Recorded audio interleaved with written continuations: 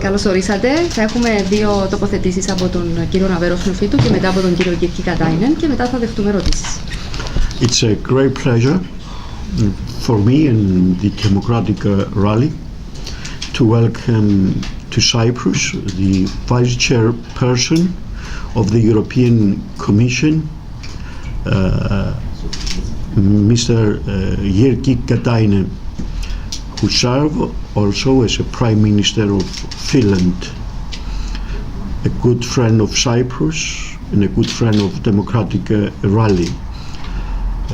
He's here to talk to the Cypriot people about the European vision. We believe in Europe. We love our countries. We feel proud of being Cypriots. I'm certain that he feels very proud of being Finnish, but we all feel very proud as well by being Europeans, because Europe is our future. Europe is our security. With these words, I welcome once more my dear friend Gírkι Κατάινεν, and the floor is yours. Thank you very much. It's always a pleasure to be here, especially with the friends. Thank you very much for the invitation, and I'm very much looking forward tomorrow because the crisis is over. When looking at macroeconomic figures, Cyprus is doing extremely well. The growth figures, also all the relevant figures are, including employment and unemployment, are looking much better than a couple of years ago. So I know that these couple of last years have been few last years have been very challenging for the country, and especially people who have suffered a lot, but looking from outside, and not only the figures but also other factors, it's clear that the results we see today, especially in employment, are the result of decisive leadership. As we all know, countries who face the economic crisis the most hardest have faced it many different ways, but this country did it well in terms of recovery. But that's about the past. I didn't come here to look at the past, but to look at the future. I'm interested because my current job is to boost investment, employment, competitiveness, etc. So when looking at the Cyprus economy, I see lots of opportunities in renewable energy, in energy efficiency, in digitalization, for instance, modernizing public administration to become more efficient, more transparent, in order to use digital technologies. And also I would like to discuss with the Cypriots on research and development investment, how the EU could help the country to boost R&D investment, because no country can survive in the future just doing things like yesterday. So we need to modernize our economy. Structural reforms are not the end itself. I'm just coming actually from Finland, where it was minus 17 degrees. It's nice to come here, and I discussed with the government of Finland, and they are planning to start the modernization process in education, in social sector, in social subsidy sector, in order to encourage people to work more, and in order to make it more profitable to do work than it is today. And they are in the middle of the healthcare reform. So all countries are doing reforms. So it's about the modernization. If you look at the history of this country and compare it to today, it's a result of whole series of reforms or modernization. I'd like to hear more about education reform, because I find it the most crucial thing, not only for Cyprus but also for the other countries. I know that things have been done here in Cyprus, but I'm interested in education reform. By the way, I have to tell you that Commission has a special service for member states who are willing to use our service for analyzing the strengths and shortages of national education system. So it's free of charge for the government if government want to use it. So we can analyze what could be done, what has been done rightly, where the shortages are of national education system. Yeah, and many countries have already used it. I want to discuss more about education. Also, small and medium-sized enterprise financing is one of the top priorities of my visit here, because in almost every country SMEs are lacking of financing. So I have some tools, or the Commission has some tools which could help Cyprus to provide financing to small and medium-sized enterprise. Final point I want to make is social housing, because we have set up so-called Juncker plan. It's a strategic investment fund which already today help various countries in social financing, in social housing. So this fund could be used for Cyprus also, and I try to explore the opportunities in this country, and also to explain how Juncker Fund could help Cyprus to increase the number of affordable apartments and housing, modernly speaking. So it's very nice to be here. There's a fact-finding mission and exchange of views type of mission to me. We want to help Cyprus, but also we want to learn from Cyprus.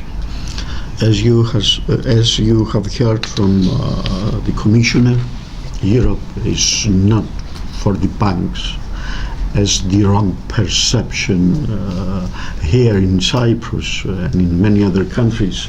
Europe is for the small and medium-sized business. Europe is for the social cohesion, for the social housing. Europe is for the education. Europe is for the research and development. And we have a great vision for Europe and the European citizens. And as European People's Party, we'll try our best, and we feel confident that we will win again the European elections for Europe to have a better future. And together we are stronger, and Europe will be stronger than ever. Παρακαλώ. Mr. Katainan, Gímci Phillips from the Cyprus News Agency. You speak about the necessity of better financing for small and medium-sized enterprises, and it is common knowledge that there is a difficulty here in Cyprus due to the large amount of non-performing loans. Could you please elaborate how could financing become easier for small and medium-sized enterprises in Cyprus? Yeah.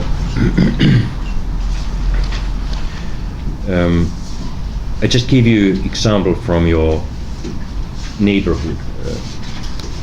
I'm very proud and glad that countries like Greece and not your neighborhood, but Portugal, for instance, have used EFSI fund very successfully for increasing SME financing through financial intermediaries. So basically it's happened so that the local financial institutions, banks and equity funds, for instance, have made an agreement with European Investment Bank, which has been supported by Juncker Plan, and it has helped them to increase SME financing. So basically, the idea of Juncker Fund is to guarantee part of the risk of the bank, which enables the financial institutions to increase SME financing. So we have excellent results. Hundreds of thousands of European SMEs have already got financing thanks to Juncker Fund. It always goes, especially the smaller loans and credits, goes through financial intermediaries. If there are bigger investments, then the client can contact directly EIB. I just signed a few weeks ago an agreement with some financial intermediaries in my own country, which was planning to provide microloans, very small loans. We are talking about 20,000 euros till 100,000 euros. In a country where the financial sector is relatively robust, but the risk of microloan, according to them, is higher than and sometimes too costly. Too costly, yeah. So that's why Juncker Fund was a critical factor in order to let the financial intermediaries to provide microloans. And this is probably the best kept secret. Our member states don't know that this facility is available. So for the entrepreneur, just an ordinary entrepreneur service operating in the service sector doesn't need to know Juncker Fund, but financial intermediaries should know it, because they are usually the ones who intermediate financing. Yeah. I would like to have a short statement from both of you on the issue of the so-called golden passports in the report of the Commission of the last days. Having in mind that a lot of persons are linking this to money laundering, but at the same time we have to think that this is boosting the building factor, at the same time all the other factors that they are linked to this building section of the economy. How the Commission is viewing this issue, having in mind that it's sovereignty right to give passports to investors, even if we take in mind that we change the measures and we're taking into advantage that European Commission is giving some opinions how to move on, and we change all this plan the last Let me just make comments. Firstly, we have an investment plan for investors to invest in Cyprus. Cyprus is a friendly business country, and every country is trying to attract investments. We will cooperate with European Commission to find the way to improve our criteria in order, on the one hand, the investments to continue, on the other hand, to have in practice such a criteria that they will make our friends in Europe to be comfortable with our plan. That's our intention. Yeah.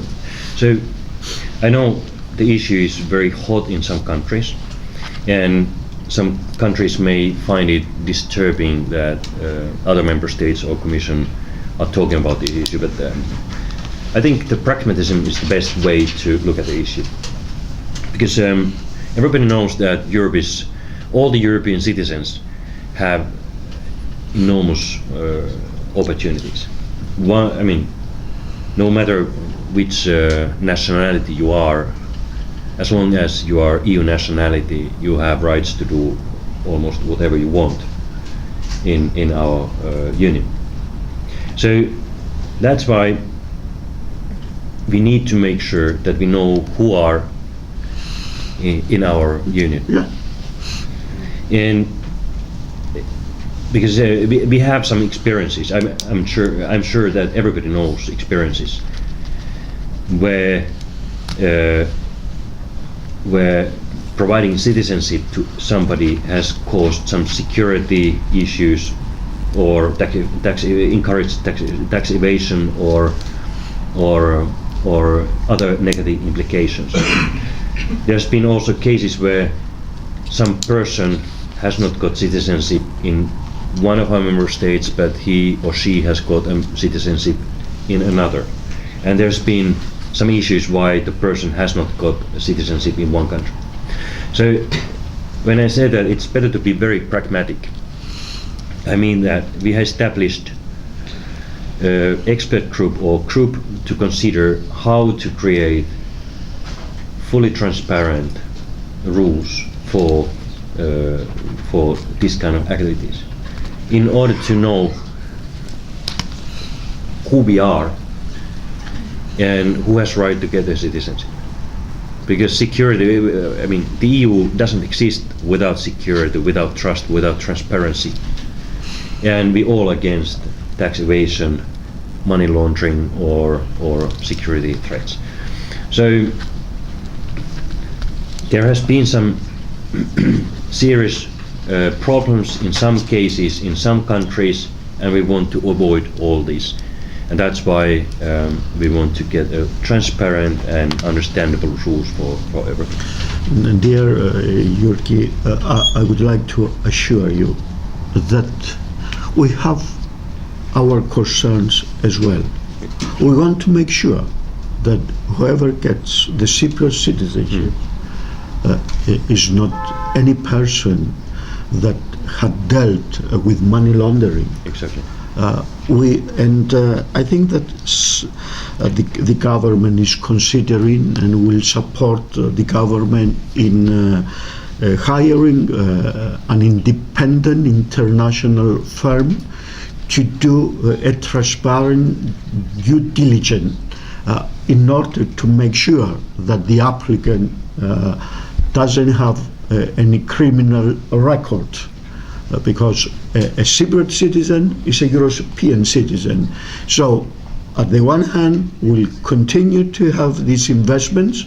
On the other hand, Cyprus and European Union will make sure that we will not open the door for those people that either they make money laundering or they have any charges for corruption. Exactly. Thank you very much. Thank you. Υπάρχει κάποια άλλη ερώτηση? Ευχαριστούμε και την κατανόηση, θα τα πούμε και μέσα. Ευχαριστούμε.